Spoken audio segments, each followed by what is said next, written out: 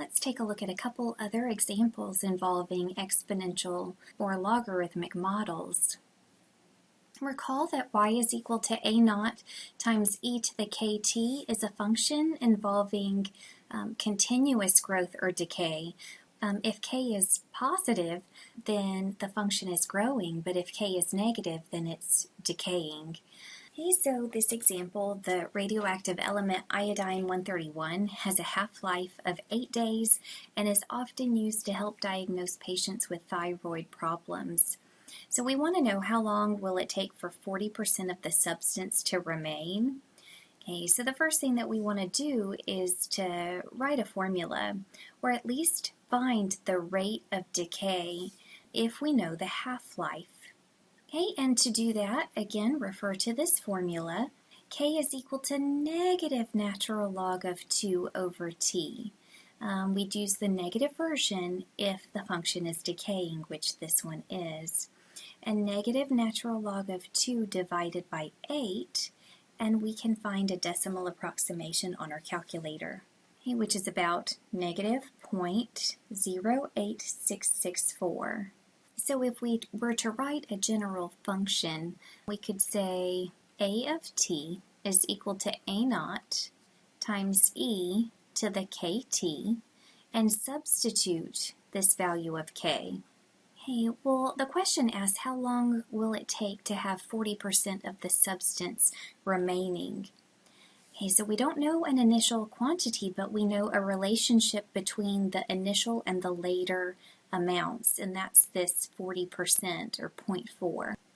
40% of the initial amount remains, so we'll have 0.4 times a naught is equal to a naught times e to the negative 0.08664 t. And notice that the a naughts will cancel, and now we have this equation 0.4 is equal to e to the negative 0.08664 t. We can solve using the natural log. So natural log of 0.4 is equal to negative 0.08664 t. And if we divide both sides by negative 0.08664, this is going to be our value of t. And find a decimal approximation on our calculator. That's about 10.6. We refer to what the unit of time was in the half-life, which is in days, and so this is also going to be in days. Okay, in part B, we're told that 12 grams are on hand, and we want to determine a formula that can be used to model the amount of iodine-131 remaining after t days. And so we know the decay rate, which is this 0.08664, or about 8.664%. And so we're going to just substitute 12 for a naught. So we have a of t is equal to 12 times e to the negative 0.08664 t. Well, let's take a look at one last example. A turkey is taken out of the oven with an internal temperature of 165 degrees Fahrenheit and is allowed to cool in a 70 degree Fahrenheit room. After 30 minutes, the internal temperature of the turkey is 140 degrees. Okay, so we're going to use Newton's law of cooling, which is capital T of little t, so T of t, is equal to A e to the kt plus T sub s.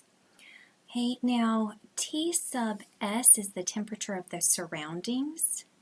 A is the difference between the initial temperature and temperature of the surroundings.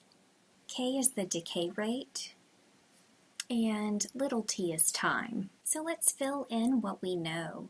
In our case A, the initial temperature was 165 and the room temperature 70. Okay, so A is just 95. Time is 30 minutes.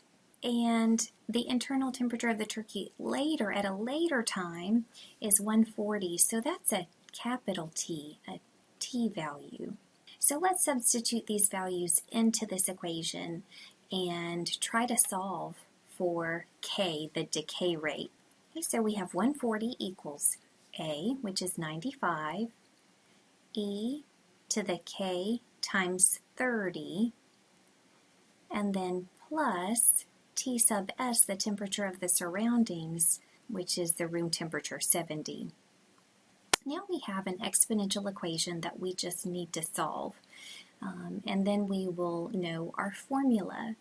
Okay, so first subtract 70 from each side, and we now have 70 equals 95 e to the 30k. Divide both sides by 95, and then convert to logarithmic form. So using a natural log, we find that natural log of 70 over 95 is equal to 30k, and therefore k is natural log of 70 over 95 divided by 30, which is approximately negative 0.01018. Okay, now it's time to write the formula.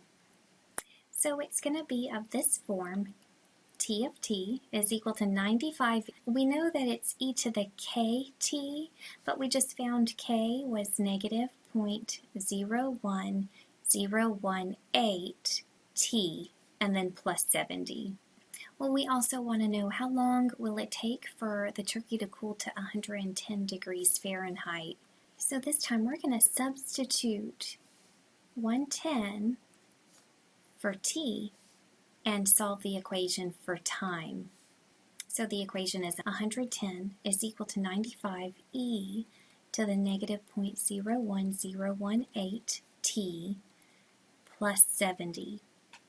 And just as we did in the last part of the problem, we need to isolate the power. And to do that, we would first subtract 70 from each side. That gives us 40 is equal to 95 e to the negative 0.01018 t.